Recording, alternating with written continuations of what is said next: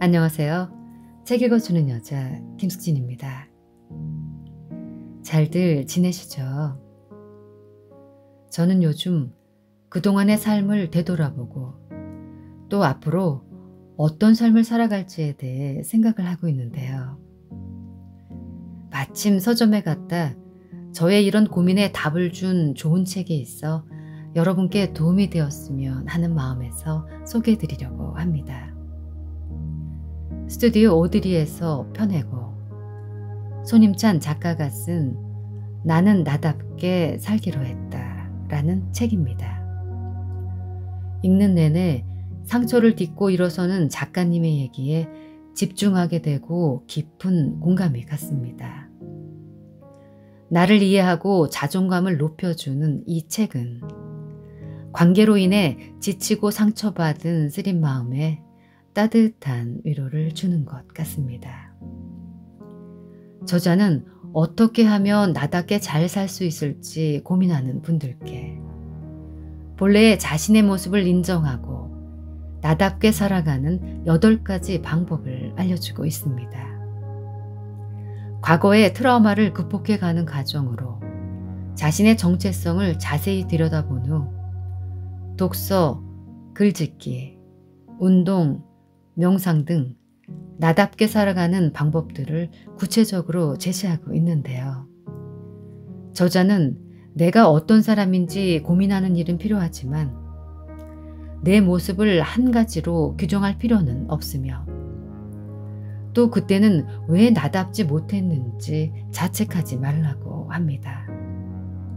내가 편안하고 행복했던 순간, 사람들 앞에서 나를 포장하고 나를 보여주는 순간 등 모든 순간의 여러 모습이 모두 나임을 인정하는 일이 바로 나답게 사는 길로 향하는 첫걸음이 될 것이라고 말합니다. 자, 그럼 책 속으로 들어가겠습니다. 나만의 속도로 살아갈 것. 식물은 주어진 환경에서 자신의 속도대로 자란다. 누가 알려주지 않아도 자라는 법을 스스로 터득해 꿋꿋이 성장한다.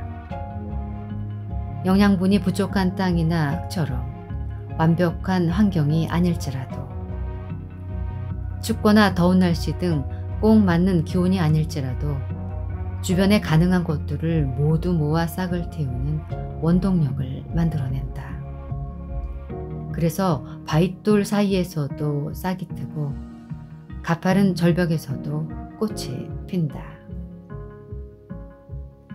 인생이 도무지 풀리지 않는다고 느끼던 때가 있었다. 당시에는 이런 의문에 늘 휩싸여 있었다. 왜 내 손에 쥐어진 것은 아무것도 없을까? 다른 사람들은 항상 나보다 여유롭고 풍족해 보였다. 보이는 게 다가 아닌데도 혼자 비교하고 의미를 부여하면서 스스로를 힘들게 했다. 확대해서 피해망상. 모든 사람이 미웠고 어떤 일도 하기 싫었다. 경쟁에서 뒤처진 것 같아 숨고 싶기만 했다. 그저 힘없이 할 수 있다라는 말만 되풀이할 뿐이라 비참했던 시절. 아무것도 할 수 없으면서 습관처럼 버릇처럼 그 말에 기댔다. 그저 그 말을 붙잡고 버텨냈다. 돌아보니 그 말이 나를 살렸다. 그래서 잘된 사람들이 힘든 시기에는 그저 버티라고, 오래 살아본 어르신들이 그리도 악착같이 버티라고 조언했나 싶다. 할아버지가 들려주신 말씀 중에 기억에 남는 것이 있다. 자연의 순리에 맡기라는 말. 주어진 운명대로 살아가라는 말로 들렸다. 주변에서 자라나는 식물, 특히 삭막한 환경에서도 피어난 꽃을 떠올려 보자. 장석주 시인의 대추 한 알이라는 시에서도 그런 상황을 엿볼 수 있다. 적에 저절로 붉어질 리는 없다. 저 안에 태풍 몇 개, 저 안에 천둥 몇 개, 저 안에 벼락 몇 개. 우리도 마찬가지다. 저마다 다른 삶의 어떤 시기에 태풍도 맞고 천둥도 맞고 벼락도 맞아가며 대추가 붉어지듯 찬찬히 성숙해간다. 우리 삶에 주어지는 경험들은 역경을 딛고 반드시 결과물을 맺는다. 팍팍하고 메마른 바위 틈에서도 어떻게든 싹이 트는 것처럼 나 또한 주어진 환경에서 솟아오를 수 있으리라 믿어보자. 물론 쉽지 않을 것이다. 그 과정에서 겪어야 할 태풍, 천둥, 벼락과 같은 시간 때문에 제자리 걸음을 하게 될 수도 있다. 하지만 걷다 보면 분명 조금씩이라도 앞으로 나아갈 수 있을 것이다. 우리 삶의 성장은 멈추지 않는다. 힘들었던 시절, 내게 가장 큰 위안이었던 건 식물처럼 인간도 삶을 완성하기 전까지는 성공과 실패를 알 수 없다는 사실이었다. 먼 미래라고 생각하는 것이 어쩌면 가까이에 있을지도 모른다. 시간이 지나면서 성숙해지는 사람을 보면 그 과정 안에 무수히 많은 사연들이 숨어 있다. 그것이 성장의 이유다. 그러니 오늘 나만의 속도로 한 걸음씩 나아가자. 내가 걸어온 발자취만이 나에 대해 말해주는 증거니까. 비우는 일에 가치. 여행은 돈과 시간을 투자해야 가능한 일이다. 이러한 여건이 갖춰지지 않으면 어려울 수 있다. 여행을 떠나기 힘든 상황이라면 대신할 방법으로 청소를 추천한다. 심리학적인 관점으로도 청소는 여행과 유사한 효과를 보인다. 그 바탕이 비움이기 때문이다. 여행을 떠난다는 것은 기존의 것들을 잠시 내려놓고 평소 머무르던 환경을 바꿔 기분을 새롭게 하는 것이다. 청소도 마찬가지로 물건을 버리고 정리하면서 공간을 변화시켜 마음을 환기하는 일이다. 대부분의 현대인들은 필요한 것에 비해 너무 많은 물건을 가지고 산다. 입지 않은 옷, 읽지 않은 책은 물론 언젠가 쓸 거라 생각하고 쟁여둔 물건들. 대량으로 판매해 어쩔 수 없이 사들인 냉동식품. 세일을 놓치면 안 될 것 같은 불안에 주문한 생활용품 등 당장 쓰지 않은 물건들, 먹지 않은 음식들이 한정된 공간을 채우고 있다. 한번 생각해보라. 누군가의 방 안에 옷가지와 온갖 쓰레기, 일담한 책과 언제 쓸지 모를 물건들이 널브러져 있다면 심한 말이지만 그 사람의 정신 상태 또한 정리되지 않았다고 봐야 하지 않을까. 물론 우리는 물건에 애착을 느끼기도 한다. 특히 나름의 의미와 추억이 있는 물건들은 버리기가 쉽지 않다. 누군가에게 받은 선물은 상대의 마음이 담겼다는 생각에, 사진이나 편지 등은 과거의 소중한 시간을 증명하는 듯해 함부로 버릴 수가 없다. 하지만 비워보면 버리는 것이 생각보다 쉬운 일이라는 걸 깨닫게 되고, 이 사소한 행위를 통해서도 홀가분함과 성취감을 얻을 수 있다. 소유욕은 누구에게나 있는 당연한 욕망이지만 이러한 욕망이 커지면 불행해지기 쉽다. 소유물이 적을수록 삶은 단순해지며 마음도 평온해진다.